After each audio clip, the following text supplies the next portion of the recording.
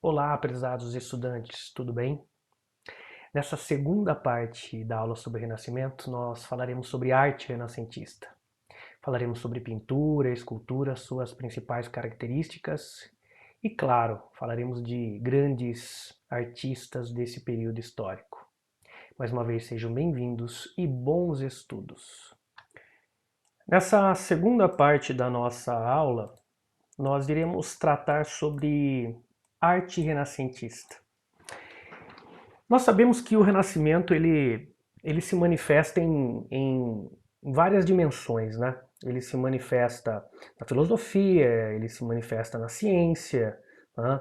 Também na literatura. Temos o Miguel de Cervantes com Don Quixote, Camões com os Lusíadas, temos o próprio Shakespeare, né, inglês, dramaturgo, na literatura e também sendo um conselheiro político da Rainha Elizabeth, né, Rainha da Inglaterra, na ciência política, o fundador da ciência política, o Maquiavel, na Itália.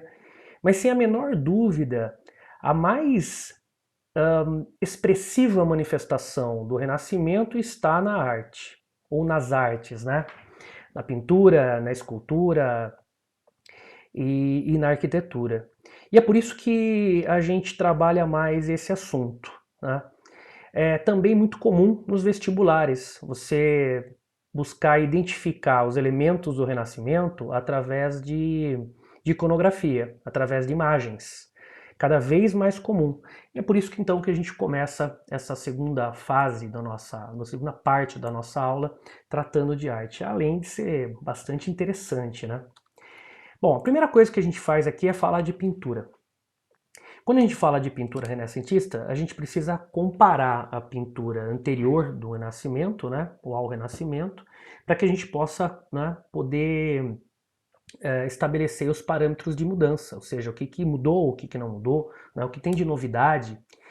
Na pintura, vários avanços foram apresentados no Renascimento. Mas antes, precisamos lembrar o que existia antes, como era a pintura antes do Renascimento, antes da Renascença, né?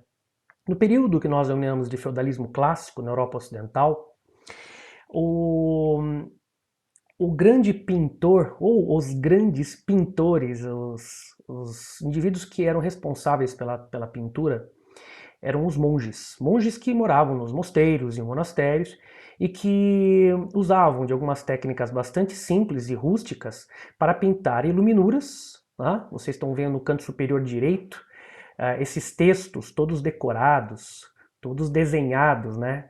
Já que grande parte dos textos eram voltados a uma literatura religiosa, então tinha que ser feito com uma linguagem superior, né? Digamos, em devoção a Deus. E aí vem o latim, que para a Idade Média feudal, para a igreja, era a única língua, de fato, divina, de Deus, e os desenhos, né? Que mostram essa dedicação a uma literatura religiosa, né? As tais iluminuras. Vocês devem ter visto já naqueles desenhos da Disney, quando começa Era uma vez, vira uma página, aqueles desenhos junto com os textos, né? E os afrescos. Os afrescos são pinturas feitas em paredes, mas paredes preparadas, né? Com uma massa. Né? E aí, nesse caso, os monges, mas não só os monges, outros também usaram essa técnica, pintavam sobre essa massa, ainda úmida, né? Depois que secava, fixava. Os temas eram sempre religiosos, e isso não é algo que vai desaparecer no Renascimento. O tema no Renascimento mais usado é o tema religioso, mas o Renascimento vai romper, né, com esse exclusivismo, né, dessa temática. Vai também, né, pintar o cotidiano, a vida da burguesia. Afinal, nós estamos nesse período de transição da Idade Média para a Idade Moderna e a burguesia está se desenvolvendo, nasceu e está se desenvolvendo, crescendo, e a sua vida vai ser também reproduzida em detalhes na pintura, seu modo de vida, especialmente, né, as suas preocupações concretas, né, materiais, enfim. Bom, E essa pintura é uma pintura bastante simples, uma pintura bastante rústica, né? Você não vai encontrar nessas pinturas, por exemplo, um fundo com uma grande paisagem. Mesmo porque os pintores, os monges dessa época, os responsáveis pelas pinturas, eles ainda não conheciam, eles não conheciam técnicas de perspectiva e de profundidade. Então, como é que você vai pintar com um fundo, né? Uma paisagem, especialmente com detalhes, se você não tem esse conhecimento dessa tridimensionalidade, né? O retratismo também não era possível e também muitas vezes não era desejado, né? Retratar uma pessoa numa pintura, num quadro. A pintura é um tanto quanto idealista e superficial, né?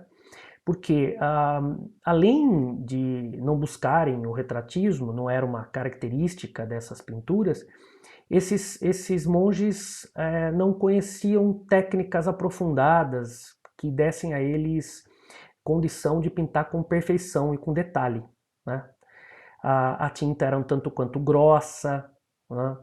As técnicas eram bastante simples e rústicas, né? De modo que não era possível pintar com perfeição, inclusive a face de alguém, né? De modo que você conseguisse identificar essa pessoa. A realidade também objetiva não era uma temática e muito menos uma forma de representação. Uma vez que é, esses pintores geralmente buscavam passagens bíblicas ou personagens bíblicas, né, é, nas suas pinturas e não a realidade em si, né, não a realidade concreta ele interessava, mas sim a espiritualidade. Né. A realidade objetiva, a realidade concreta, vai interessar os renascentistas, muito embora a temática ainda seja religiosa na maioria dos casos. O que nós temos aí também? As pinturas bidimensionais, né? A gente vai perceber o comprimento, a largura, algo que eles conseguiam fazer. Não estavam muito preocupados com a estética, mas sim com o conteúdo. Né? Se você consegue entender que é uma passagem bíblica, você consegue entender ali um personagem bíblico, é o que importa. A pintura ela tinha uma função pedagógica, né? Uma função pedagógica de tentar ensinar os fiéis, especialmente os fiéis que eram analfabetos. A igreja fazia questão de manter aí a tutela sobre a interpretação, a única interpretação, né, e leitura sobre a Bíblia. Ela era a única que poderia ler a Bíblia e, portanto, interpretar a Bíblia. Poucos sabiam ler e escrever, então era uma forma de transmitir algum conhecimento religioso através de figuras, uma espécie de história em quadrinhos, né? No Renascimento as coisas mudam bastante. O Giotto foi o primeiro pintor a romper com essa tradição feudal, com a pintura feudal. Ele traz uma das características fundamentais do Renascimento, o realismo espacial e humano. Isto é, ele busca representar a natureza e o humano de forma cada vez mais perfeito, ou seja, fidedigno, realista. Veremos isso bastante em outros artistas. E também começa aí uma pintura tridimensional. A tentativa bem sucedida de criar mais uma dimensão, não só o comprimento, mas a largura, né? E a largura, mas a profundidade, o volume no corpo, é algo que veremos bastante nessa pintura. Bom, aqui está uma pintura medieval feudal. Percebo que o sujeito até tentou fazer uma escrivaninha com uma perspectiva, com profundidade, ele colocou em diagonal. O sujeito que está sentado também está numa posição, acho que incômoda, né? A poltrona é bastante estranha. Se de fato ele conseguisse sentar confortavelmente nessa poltrona, ele não estaria nessa posição, né? Vejam que o encosto da poltrona está em diagonal, criar uma sensação de perspectiva, mas a lateral está pressionando as pernas do sujeito contra a escrivaninha, né? A gente também não consegue identificar o sexo, né, dessa personagem, sabe se é homem, se é mulher. Na verdade dá para saber, né? Mas por conhecimento, não é, só olhando, né? Sabemos que quem podia escrever na época eram os homens, então esse sujeito é um homem. Porém, se olharmos com mais atenção, veremos que as pernas do sujeito aí estão bastante comprimidas, né? É certeza que ele terá uma gangrena se continuar com isso. Essa é uma pintura que tenta quebrar essas limitações técnicas, né, do medievo, mas sem sucesso. O Renascimento terá sucesso. Como? Aplicando a matemática. Aplicando a matemática, o pensamento então racional na pintura. Uma pintura que não só tem sensibilidade, né, como todas, né, têm, mas apresenta principalmente grandes técnicas matemáticas. Né? Aqui vocês estão vendo a pintura do Giotto, a ressurreição de Lázaro. Não, não é o Lázaro que você está imaginando. Né? Bom, tá aí. Vocês estão vendo do lado esquerdo Jesus, né, com a sua mão levemente levantada. A gente consegue perceber outros personagens aqui. E esses outros personagens, vejam, observem os seus rostos, como já tem expressão, coisa que você não encontra. A gente acabou de ver uma pintura medieval e isso não aparece, né? Aqui você vê a expressão, né, de muitas pessoas aqui, os rostos. A gente vê aqui Marta e Maria pedindo a Jesus, né, que fizesse um milagre, que ressuscitasse o irmão delas, né, o Lázaro. Vejam também o rosto dessa moça, se me falha a memória, essa na frente é a Marta, né, a do lado é a Maria. Né? Bom, aqui você já percebe que é uma preocupação com detalhes, é uma preocupação também com a perspectiva. Vejam esta pequena montanha atrás, o que já revela uma ideia de perspectiva, né, de profundidade. Vejam os detalhes também das roupas, o equilíbrio das cores, que é algo que marca também a arte renascentista, a pintura renascentista, não só a pintura, mas também a escultura e a arquitetura. Bom, vamos lá. E algumas características principais, né, da pintura renascentista. A perspectiva, como disse a vocês, a profundidade.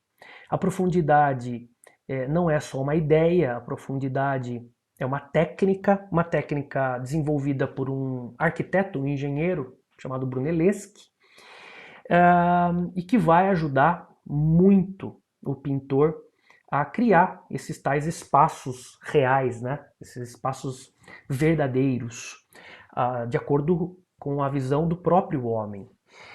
Nós temos isso, né? Quando você olha para o horizonte, quanto mais distante do seu campo de vista, menor o objeto, né?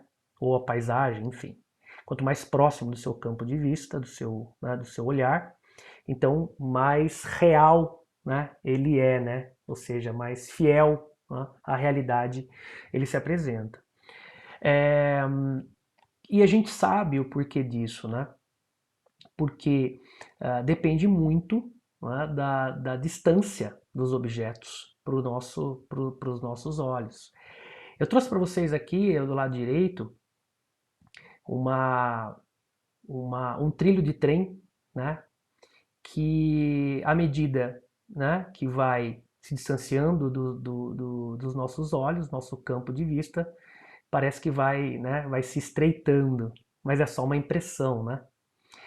Do lado esquerdo, a gente vê a técnica da perspectiva. Veja que é uma técnica matemática, né? O pontinho que está aí, pontinho que está aí, né, bem no meio da tela, um pouquinho acima, na verdade, é chamado ponto de fuga. A partir desse ponto, os pintores puxavam então linhas para a periferia da tela, estão vendo? Quanto mais próximo desse ponto de fuga o objeto, ou a personagem, ou a pessoa, né, estiver, a figura, menor estará. E quanto mais longe, portanto, né, desse ponto de fuga, maior, né, será representado a figura, ou o indivíduo, a paisagem. Né? Então, a partir disso, com uma técnica matemática, é possível criar a perspectiva. Quem pinta sabe disso. Para os renascentistas, isto era o artista superior. Isso criava um artista superior. O que é um artista superior? É aquele que não só se utiliza da emoção, né, do sentimento para pintar, mas aquele que principalmente usa a ciência, a matemática associada à pintura, né, a ciência e a pintura. São coisas inseparáveis, são coisas que caminham juntas aqui. Interessante, né? Esse é o tal artista superior, é um artista que aplica principalmente a sua intelectualidade, o seu conhecimento técnico para pintar cada vez mais perfeito, ou com mais perfeição, né?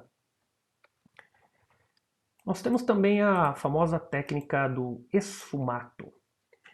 Essa técnica de pintura, ela tem como finalidade suavizar as figuras, as imagens, os objetos e a paisagem, de modo a não revelar os possíveis contornos, né, dos objetos e das figuras, uma espécie de fumaça. Ela é feita através de diminuição ou aumento, né, do tom, né, de uma determinada cor. Assim, se evita a representação dos objetos e das imagens de maneira grosseira, né, dando uma suavidade, né, às cores e às formas. Vejam como o cabelo da Mona Lisa ele termina na roupa dela, né? Se confunde com a roupa dela, né? Dá para perceber, né? Esse preto. Bom, vejam também o uso do claro e escuro, que é importante para criar a sensação de volume. Vejam as mãos da Mona Lisa, percebam que há um certo volume, né? Assim como também a bochecha dela. Isso é possível principalmente através dessa técnica de claro e escuro.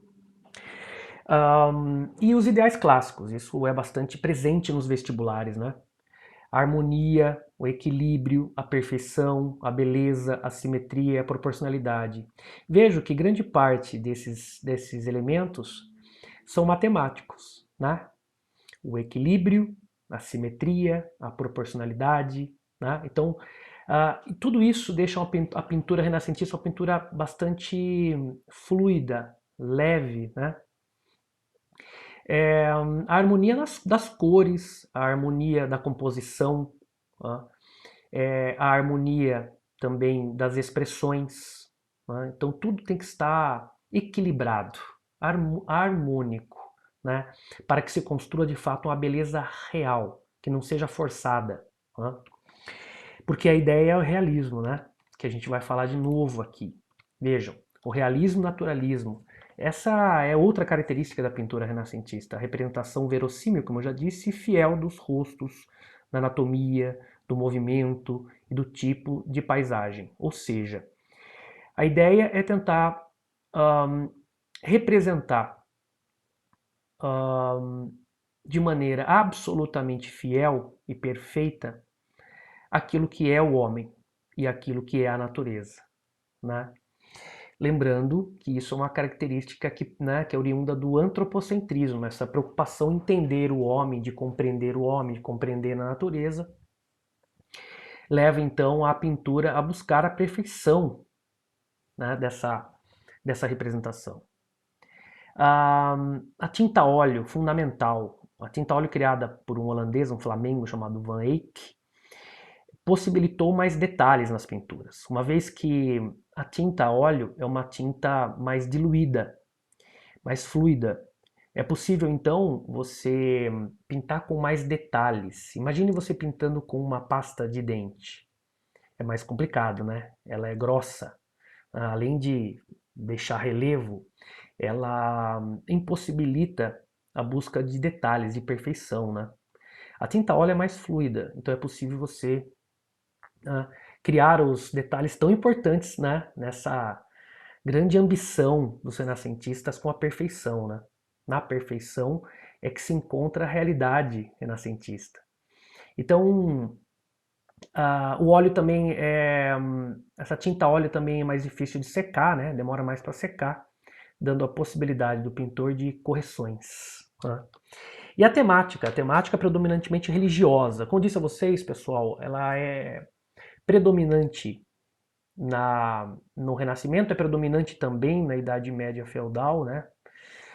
Mas a gente aqui consegue já observar que a pintura não é exclusivamente religiosa.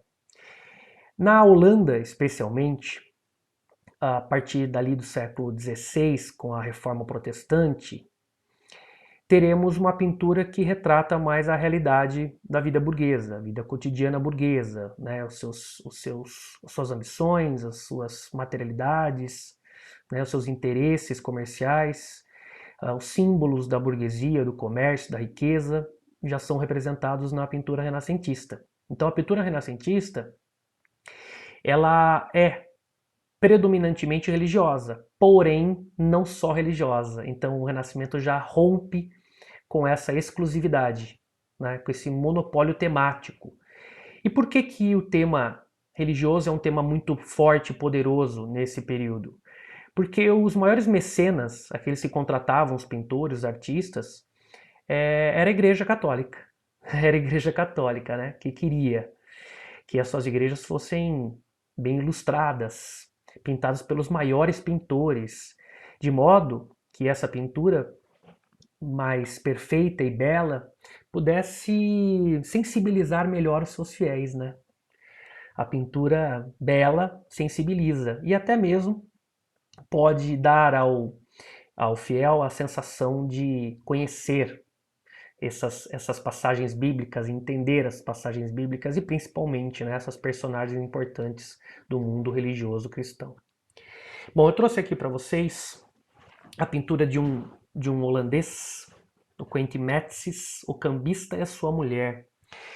Essa pintura que rompe com a temática religiosa, né, com a temática especialmente católica, uma vez que coloca aí, né, em destaque o cambista, que nada mais é do que um banqueiro, e a sua esposa, né, e a sua esposa do seu lado esquerdo.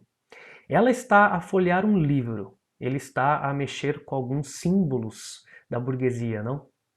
Eu vou aumentar aqui e a gente vai entender um pouquinho melhor sobre isso aí.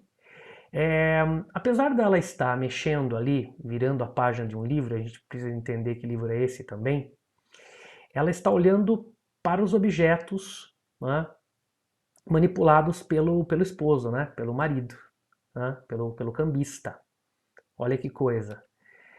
Ela lê um livro do quê, né? Livro, qual é o tipo de livro que ela está lendo, né? E essa é uma pergunta que a gente vai responder logo mais. Eu aumentei aqui para ficar mais fácil a identificação desses elementos burgueses, desses símbolos burgueses. Vejo que, mesmo aumentando, a, a preocupação com os detalhes, com a sombra, né? A gente só pode ver sombras se tem luminosidade. Essa é uma característica também do Renascimento, né? Vejam as moedas, né, com tamanhos diferentes, né, com cores diferentes, provavelmente com medidas diferentes, né? Então, portanto, com matérias-primas aí também diferentes, né? Vejam a perfeição, que coisa maravilhosa, não? Que coisa maravilhosa, não? Além disso, olha aí, ó, vocês estão vendo? Do lado esquerdo uma lente que reflete uma figura que provavelmente está em frente ao casal, né? E aí dá pra gente perceber qual é o tema do livro da mulher. Ela está lendo um livro religioso. Vocês estão vendo aí a Madonna, né, com seu filho, com Jesus, a Nossa Senhora com Jesus. Ela provavelmente está lendo a Bíblia, né? E essa Bíblia, portanto, ela representa essa vida interior, essa vida espiritual, essa preocupação, né, religiosa, essa preocupação com o mundo espiritual, o mundo religioso, né? O mundo, então, portanto, interiorano, né? do ser humano. E o espelho, ou melhor, a lente, ela nos revela algo fantástico. Veja que eu aumentei isso, hein, pessoal? Não é sensacional? Não? Como é que ele consegue pintar com tanta perfeição, com tanto detalhe, não? Até mesmo numa lente que reflete ao que está acontecendo aí em frente ao casal. O sujeito está olhando para fora, né, para uma janela, estão vendo? O que que isso significa, né, numa leitura minha e de outros, obviamente. Aliás, de outros, né, que eu acabei trazendo para vocês. A vida mundana, a vida exterior, né, ele está olhando para fora. E o livro dela fala de uma questão religiosa, uma vida, então, uma preocupação espiritual, né? O que que é isso? Isso é né, uma relação, então, portanto, de transição. Ela, com seu livro, né, uma vida religiosa feudal, que caracterizou o mundo feudal, né, essa grande espiritualidade, e ele com preocupações materiais, essa vida externa, além da espiritualidade, essa vida material, essa vida concreta, né? Vida capitalista, portanto. Desculpa. É, Isso nos revela esse processo que é o Renascimento, né? O processo de transição da Idade Média para a Idade Moderna, né? O Renascimento começa a partir de 1300, então século XIV, e termina no século XVI, 1500 para frente, né? Então esse período é o período de fato de transição entre Idade Média e Idade Moderna. E essa pintura nos traz toda essa narrativa, né? De uma mulher que, muito embora esteja ainda vivendo o mundo feudal, mas está de olho na transição, nessa busca da materialidade, né, do comércio, dessa classe social que é a burguesia, né, o mundo capitalista. Bom, vou falar de alguns aqui grandes pintores. Temos o famoso Leonardo da Vinci. Quem não conhece Leonardo da Vinci, né? Grande pensador, grande artista, grande, enfim, poeta, intelectual, séculos XV e início do século XVI, né? Leonardo da Vinci vivia numa pequena província ali de Florença, né? Vinci, portanto, ou Vinci, né? Como queiram. E Leonardo foi o símbolo do Renascimento, né? E por que que isso é importante? Quando a gente fala que ele é o símbolo do Renascimento, pessoal, é porque o Leonardo ele foi um universalista, ou um polímata. Ó. Para ele, todos os conhecimentos eram importantes. Aliás, a única forma de conhecer o mundo e conhecer o próprio homem que vive nesse mundo é através de todas as ciências, né? Não só de uma. Por isso ele é universalista. Para ele, todas as faculdades humanas são importantes, então eu preciso aprendê-las e muito bem. É a busca da perfeição, né? É a busca da perfeição. Então, para ele não bastava um conhecimento, e sim todos os conhecimentos são relevantes, ele tinha que ser bom em todos, né? Isso é o polímata, né? Aquele que não se contenta com um conhecimento, e sim todos aqueles que serão oferecidos, que podem ser oferecidos e podem ser criados também, né? Ele é universalista nesse sentido, né? Porque para ele todos os conhecimentos são importantes. E ele é polivalente, né? Porque além dos conhecimentos, ele também atuou em várias áreas. Foi poeta, foi pintor, foi escultor, foi arquiteto, foi anatomista, enfim, né? Tantas coisas, né? Um verdadeiro polímata, né?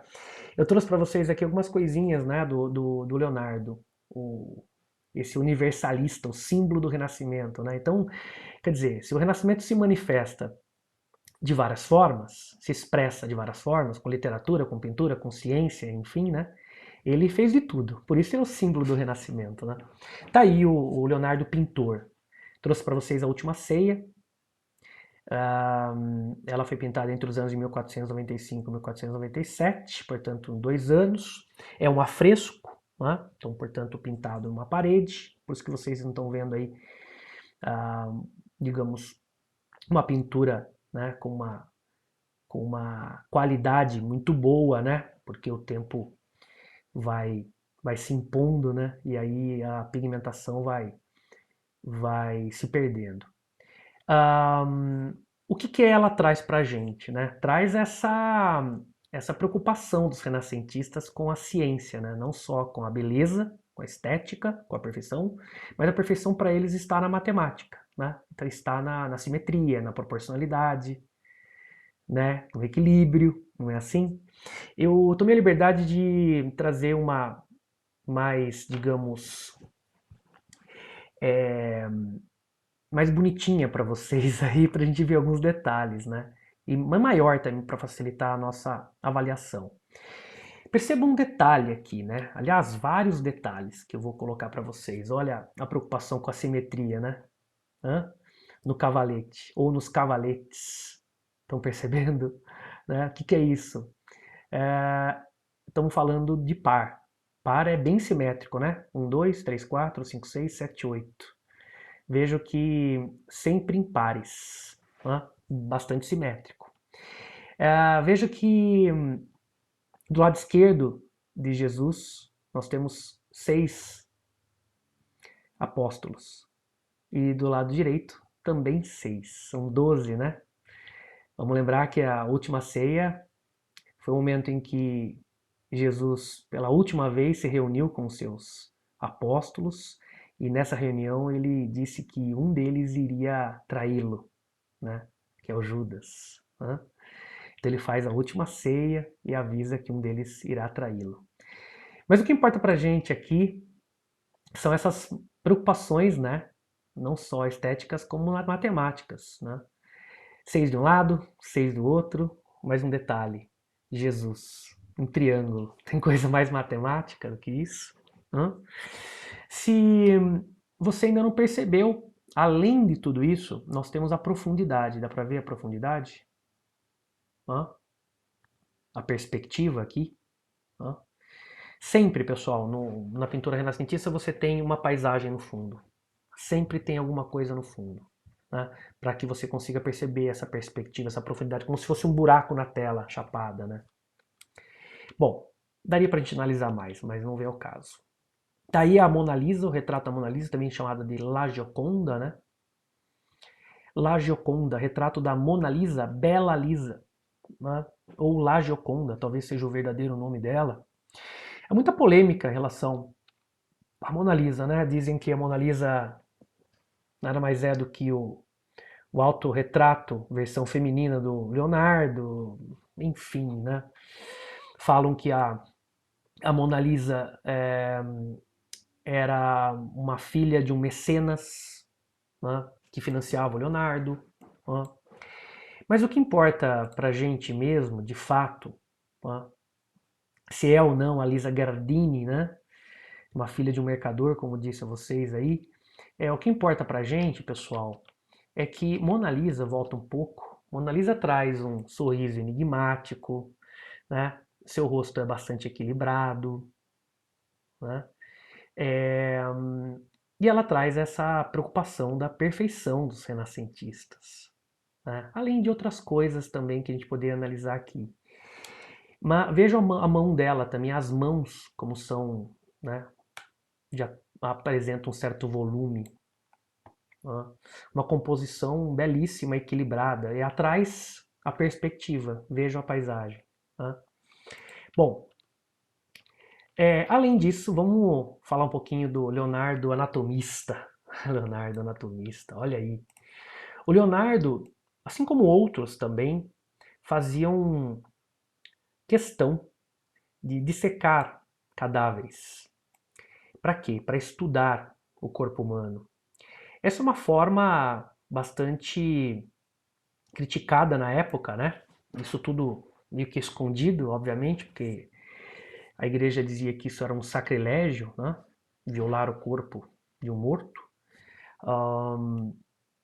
Mas Leonardo precisava, porque para representar o corpo de maneira perfeita, ele precisava conhecer o corpo humano. E como ele pintava muito bem, então os seus estudos de anatomia serviram durante muitos anos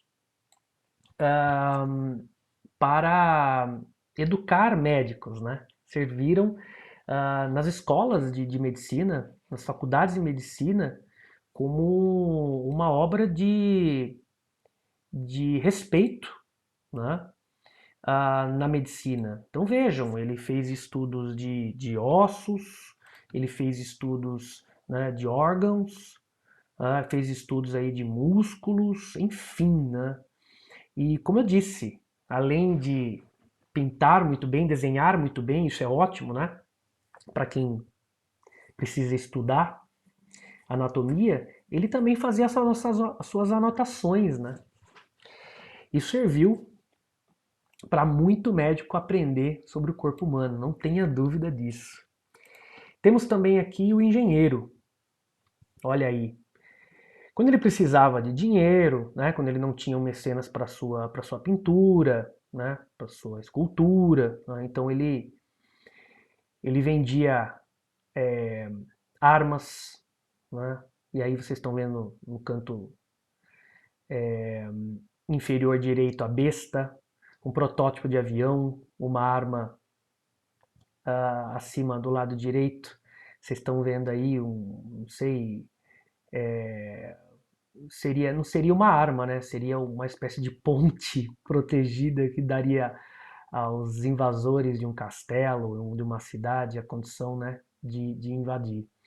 Do lado esquerdo, sem o qual você não andaria de bicicleta. Várias invenções. Ele era um inventor, um cientista, né? Ele era bom em tudo, né, pessoal? Aqui está o Miguel Ângelo, famoso, conhecido como Michelangelo, o apelido dele, 1475 a 1564. O Michelangelo também foi um universalista, também foi escultor, também foi pintor, um pouco de arquiteto. Foi o grande rival do Leonardo da Vinci, né, na época. Eles foram contemporâneos e ele também, Michelangelo também é italiano, né? Eu trouxe para vocês aí só um recorte de uma, acho que a mais famosa, né, obra do Michelangelo no campo da pintura. Ele foi um excelente escultor, né? Que é esse trecho da Capela Sistina, que fica no Vaticano, onde se dá hoje o conclave, né? Ou seja, a reunião dos cardeais para escolher um papa, né? Quando um papa morre, os cardeais são reunidos para escolher o próximo papa. Isso acontece na Capela Sistina, né? E aí a Capela Sistina toda pintada por Michelangelo. Vocês estão vendo um trecho dessa pintura, que demorou alguns anos para ser concluída, inclusive com uma briga aí, né, histórica dele com o Papa, enfim. E essa pintura retrata bastante, né, esse antropocentrismo e essa preocupação com o corpo humano, com a perfeição, com a simetria, enfim. Vejo como Deus, né, ao criar Adão, é, cria Adão à imagem e semelhança, né? Não é interessante? Vejo como Deus tem um corpo humano, né? E inclusive está quase na mesma posição aí deitada do Adão, né? Vejam também o corpo musculoso de Adão, fazendo referência à própria visão perfeccionista, né, do mundo grego, né? E, e, a, e a visão bastante realista, né? Tanto aí da paisagem quanto também do próprio homem, né? Bom, eu trouxe para vocês aqui a Capela Sistina inteira, toda ela pintada por Michelangelo, sensacional, né? Teto, as laterais e atrás aí do altar também o julgamento final, né? Aqueles que vão para o céu, aqueles que vão para o inferno, muito bonito, né? Uma sensação do teto ser arredondado, né? Uma abóbada, mas ele não é assim, né, pessoal? Isso é só um efeito, muito bonito, não? Eu trouxe para vocês aqui uma sugestão, se você não pode ir para a Itália, né? Principalmente agora é bastante difícil, mas tem curiosidade de saber como é essa Capela Sistina em detalhes, dá para você visitar. Tem uma visita virtual 3D na Capela Sistina. Tá aí o site do Vaticano. Você pode fazer uma visita virtual, né? E ver alguns detalhes dessa maravilha. Isso acabou com a saúde do Michelangelo, né? Ele ficou muito tempo pintando isso, inclusive ah, com dores terríveis nas costas, né? Porque imagine as posições que ele tinha que ficar aí durante horas para pintar teto, enfim, lateral, detalhes, enfim, uma grande obra do tamanho do pintor, né? Aqui o Botticelli, o famoso Botticelli de 1445 a 1510, teve uma vida bastante longeva, se for pensar para a época. E das suas obras a gente destaca o Nascimento de Vênus. A temática, vejam que a temática é romana, né? É greco-romana, é clássica. Nascimento de Vênus. Vênus aí é a deusa do amor, né? Em Roma, que é o equivalente a Afrodite na Grécia. Veja a leveza dessa pintura, né? Veja a preocupação com os detalhes. Veja atrás a perspectiva, sempre uma paisagem, né? Para criar essa sensação mesmo tridimensional. E como eu disse, vejam os detalhes, as cores, a harmonia, não? É muito bonita, não? Essa pintura já caiu algumas vezes também em vestibular. Aqui o Rafael Sanzio. Rafael foi um dos maiores pintores. Talvez do ponto de vista técnico tenha sido o maior, mas isso aí não é unanimidade no mundo das artes, da história da arte, enfim, dos críticos. Mas, sem dúvida, ele causou uma certa inveja aí nos demais, né? Ele era um pouco mais novo do que o Leonardo, do que o Michelangelo, e sem dúvida nenhuma, em termos de pintura, foi um dos grandes, se não foi o maior. Bom, eu trouxe para vocês uma pintura dele cujo tema é religioso, a Sagrada Família, e o outro tema que é um tema greco-romano, né? Um tema clássico, na verdade. Lembrando, pessoal, que aqui a gente já está rompendo com o tema religioso, né? Então, não só o tema religioso. E vocês sabem que os renascentistas se inspiraram na cultura clássica greco-romana, né? Então tá aí. A Sagrada Família do seu lado esquerdo e a Escola de Atenas. Vejo que na Escola de Atenas você consegue ver a profundidade, perspectiva, né? E nesses arcos. E também na Sagrada Família você consegue ver perspectiva também, né, por conta da paisagem. Então dá pra gente saber que é renascentista. Eu vou aumentar um pouquinho a Sagrada Família para a gente fazer uma avaliação um pouco mais detalhada. Eu gosto muito dessa pintura, é uma pintura maravilhosa, né? Vejam os tecidos, né, acetinados. Vejam a leveza, né,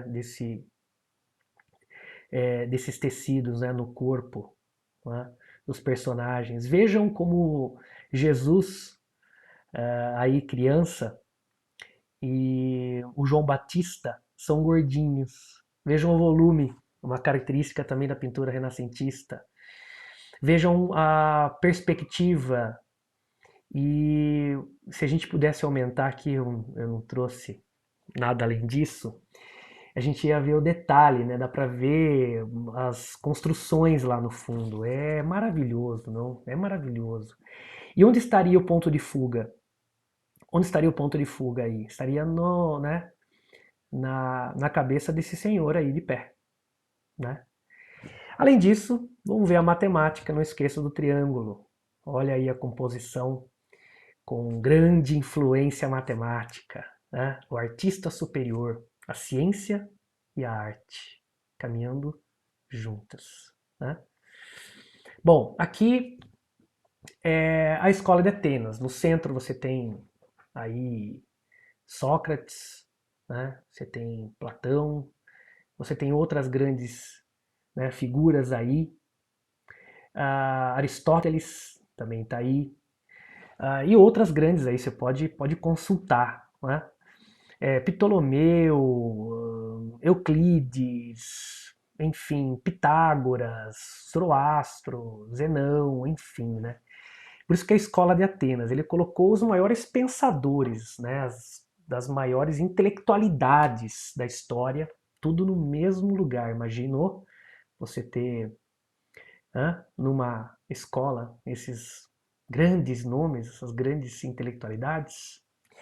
Bom, eu aumentei aqui, trouxe para vocês o Pitágoras. Vocês estão vendo aí esse sujeito escrevendo agachado, né, de joelhos, é o Pitágoras. Ele está fazendo algumas anotações e atrás dele, percebo atrás dele, pessoal, sabe quem é? Olha aí, ó. Hã? Dá para perceber? Árabe. Hã? Esse é o famoso Averroes, filósofo árabe, que traduziu obras de Aristóteles, né, de Platão, ó, que legal, não? E até mesmo do Pitágoras. Hã? E que através ali do mar Mediterrâneo, com contato com os cristãos, essas obras entraram na Europa. Muitos cristãos estudaram essas grandes figuras, essas grandes filosofias, esses grandes pensadores gregos e romanos através das análises e traduções do Averroes, né? Através do islâmico Averroes.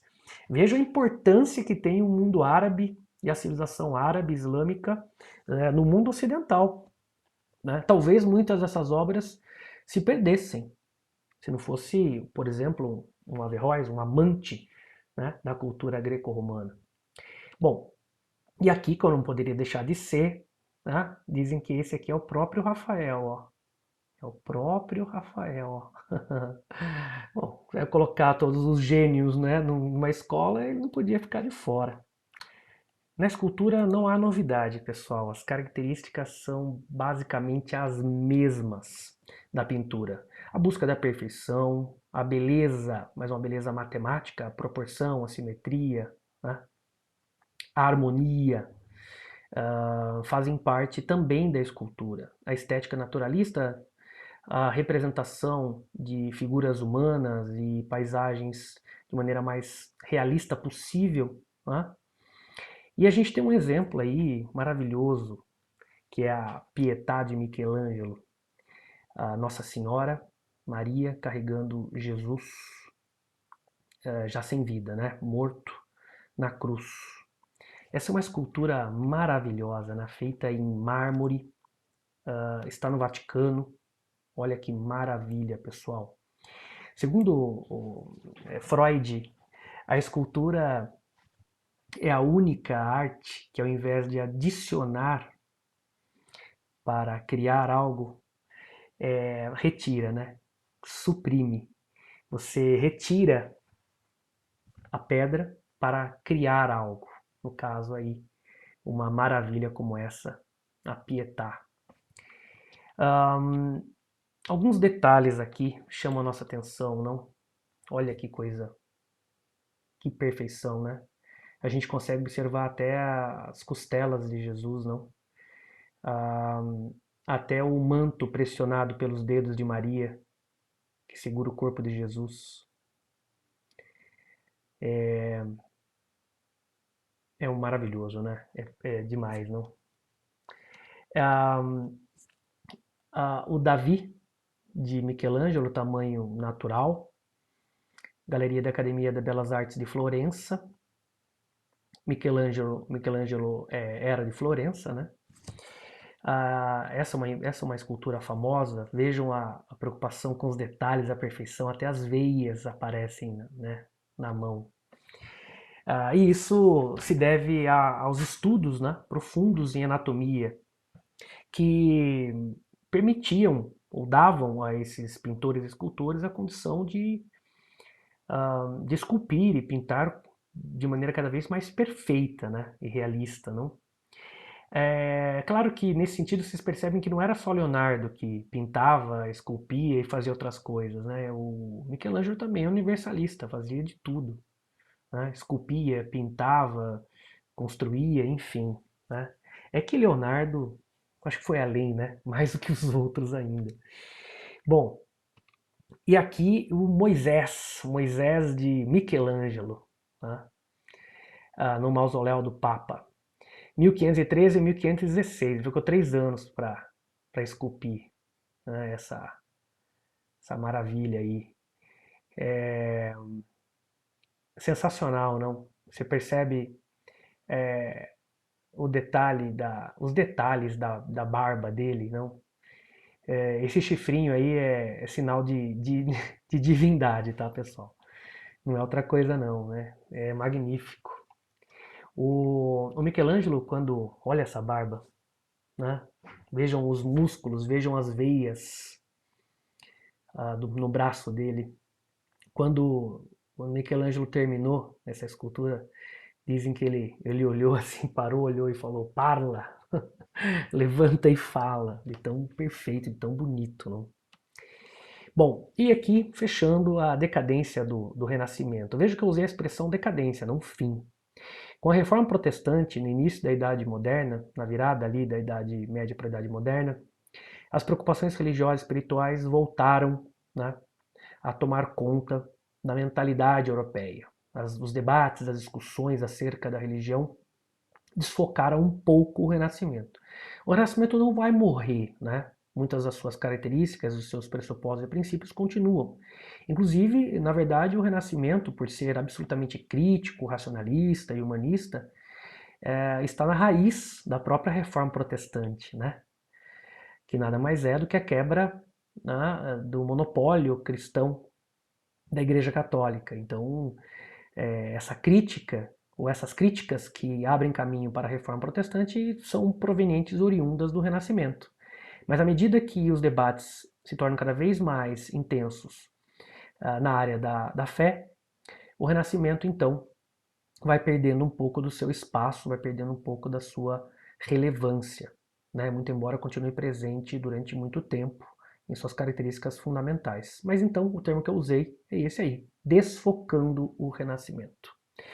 Queridos, espero que tenham entendido, gostado. A gente volta no próximo encontro. Muito obrigado e até mais. Tchau, tchau.